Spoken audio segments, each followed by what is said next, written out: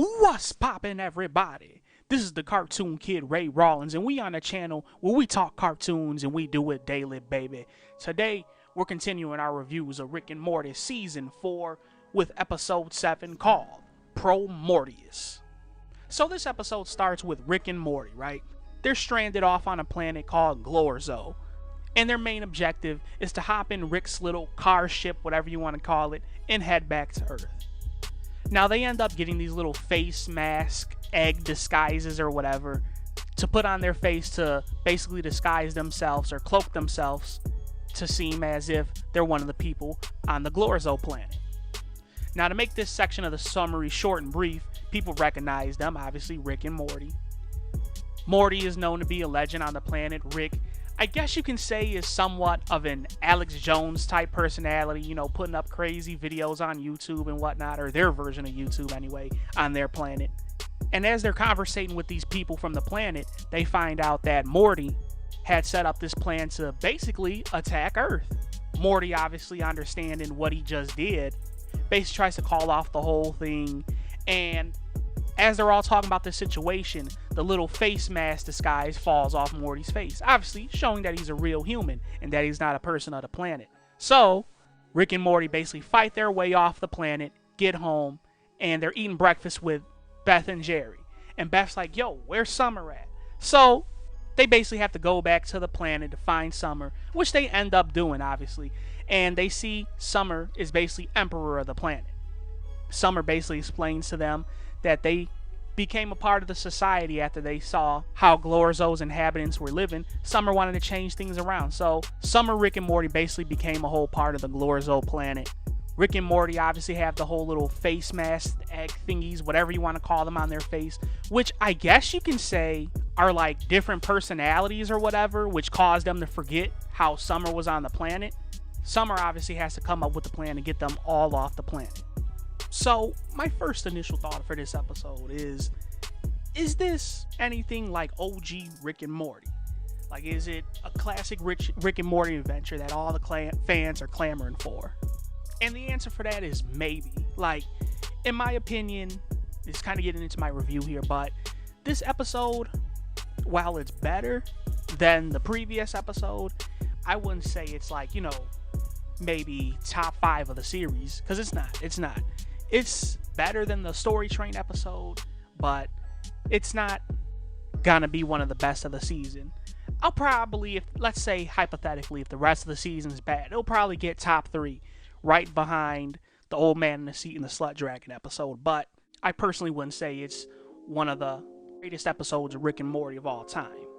Now, I asked the good homie Mr. Alex Payne, what does he think about this? And he said he doesn't like the whole action-y aspects of Rick and Morty Season 4.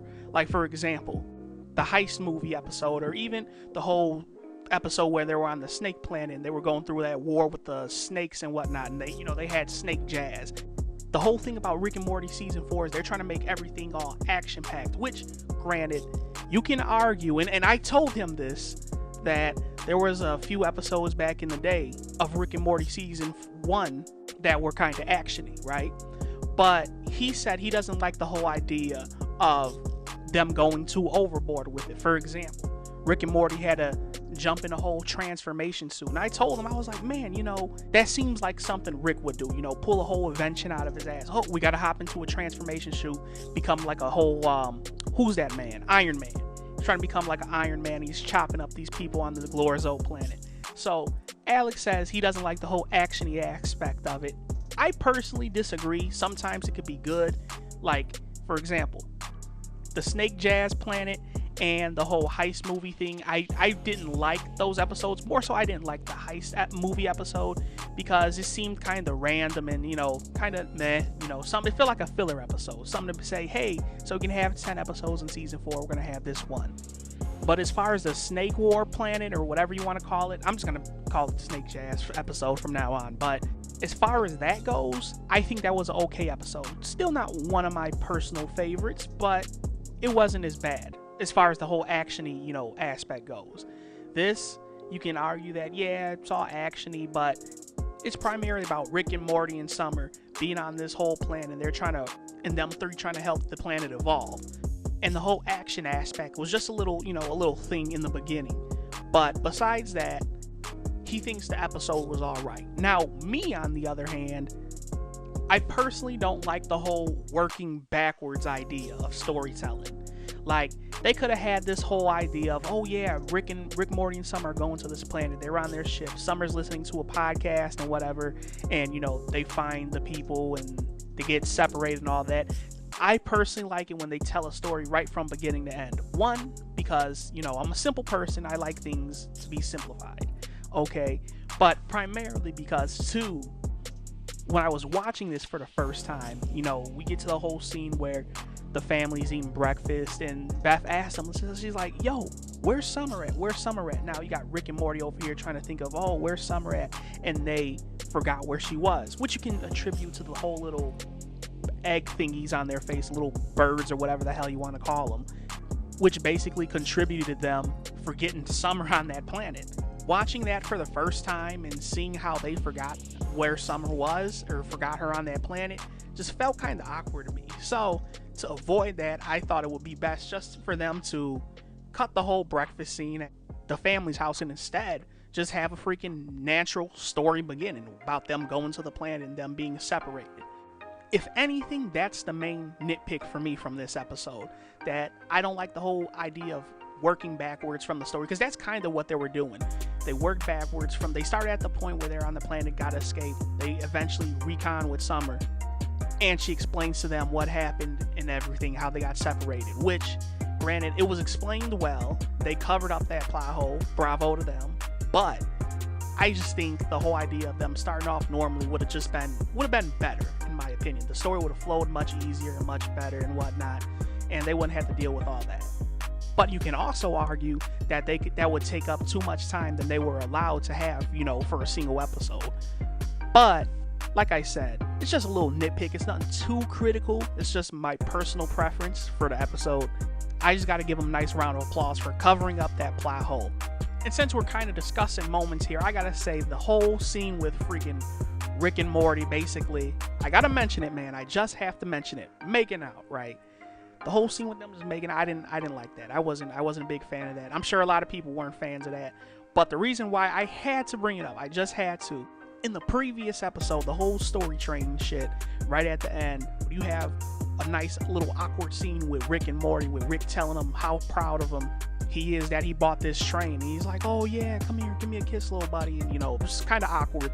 But 2 episodes in a row, y'all did it. Come on, man. Quit with that. Everybody who knows the cartoon kid Ray Rollins and watched him back in 2018 when he was doing a podcast, the cartoon kid ain't a big fan of the whole, gay shit. Even with the jokes, it's like, kind of weirds me out a little bit. But adding that little incestuous touch on it, yeah, I don't fuck with that. So that's just another little thing for me. Obviously, not a critical point of the episode. That's not gonna affect my rating pretty much. It's just a little preference. But with all that being said, I'm gonna slide in my review right here.